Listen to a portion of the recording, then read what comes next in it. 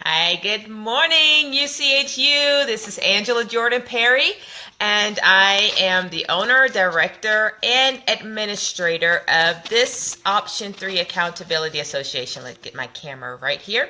All right, so today's question, South Carolina Homeschoolers asks, what's the difference between an Homeschool Accountability Association, a homeschool support group, and a homeschool co-op? So this is the question on the plate. This is a very good question I get often and people are all confused about. But before I answer the question, let me let you know about who I am. I'm Angela Jordan Perry. I'm a homeschooling mom of 8 children, now 18 years, married for 26 years, and we make our home in the upstate, the northwest part, good morning, northwest part of South Carolina in Campobello, where we are self-sustaining farmers, okay? So let's see. And other than that, I am an Option 3 Accountability Association director, as I mentioned before. Okay, so to answer this question, what's the difference between a homeschool accountability association, a homeschool support group, and a homeschool co-op, and must I be a part of all of them? All right, so first let's start with the Accountability Association. In the state of South Carolina, in order to homeschool legally, you have to be a member of one of the 3 options in the state. Option number one is where you're actually public schooling in your home. So everything is done through public school. They keep the grades. They tell you what your child is to learn, etc. Number 2, option 2 is SCAES. South Carolina Association of Independent Homeschoolers. That's what it stands for. It's the acronym. And so that when it first became a law to homeschool in South Carolina, everyone had to sign up under SCAES. That was the only option they had. SCAES is a little different in that they require, 4 hours of schooling a day. They have to approve your curriculum. There's some required testing and a few other things that they have in place. Then option 3 came into law in the 80s, and that's when families just wanted a lot more freedoms and choices to choose what to do with their children, how long to school them in the day, etc. And so that law permits them to do that. I am an option 3 director of an association, so you have that freedom to choose all of those things, as I mentioned, that you would not ordinarily have under option 2, okay? All right, so that's an accountability association. You must be a member of one of those 3 options in order to homeschool, okay? Number 2, option homeschool support group. What is that all about? Now, some associations in the state also provide a support group for parents, for mothers, Some are just for moms, or some are just for parents, both co-ed, okay? And that is where they just all things to support you in your journey, to help you, to enlighten you, to give you insight, support, just like I guess you could say maybe a club, if that's the best way to think of it, okay? Now, some associations require that if you would like to join their support group, then you must be a member of their association or vice versa, okay? Some associations do not have a support group at all.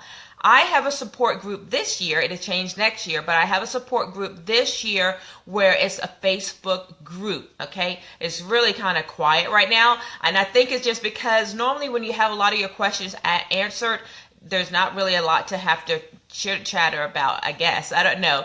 But so I have an actual Facebook group. Some associations, hi, good morning, Sabrina. Some groups, associations have a support group where they meet live, maybe once a month, maybe twice a month. Some have them virtually where they are in a group, a Facebook group. And so next year I'll be doing something a little bit different too as far as my support group is concerned. So you don't have to be a part of a support group at all. It's up to you. That's a service. But just know that some associations you join, you can only join the association if you're part of the support group or vice versa. Number 3. All right, the last thing is, what was it? Support group, association, and co-op. My brain went loopy there. So do you have to be a member of a co-op, and what is that? So a co-op is generally where They will meet 1 day a week. It provides an opportunity for students to get together and take some classes. Or so, for social interaction, or for parents to have social interaction. But generally, it's once a week they meet together, and the co-ops are all different. Some co-ops can be just extracurricular activities. Some co-ops can be clearly academic stream focus. Some co-ops can be just specific, maybe an art or something like that. So they're all different, and generally each parent take on a course that they will actually instruct in. So as actual classes, one parent will say, all right, I'm great in history. And so maybe they will teach, third grade history, and another Spanish, like I teach Spanish. So then I will, sign up to teach Spanish, and all the kids who are interested can take that classes. So you have all different looks of co-ops. Some parents may get together, maybe 3, and they can have a co-op in their home, where maybe it's a music co-op, and one mom teaches choir, and another mom teaches music history, and another mom teaches an instrument. There's a lot of different ways to do it. I have a co-op, and in order to be a part of my co-op, you don't have to be a member of my association, and you don't have to be a part of my support group.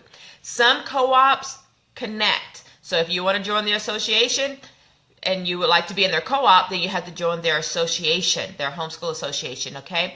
So generally a co-op, again, families pay fees. We all pay a fee, which helps for supplies.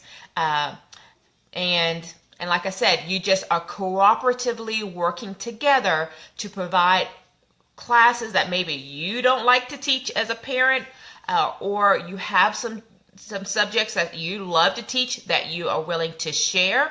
But for the most part, it's a collaborative effort to get your kids together and enjoy learning some things together with other friends, okay?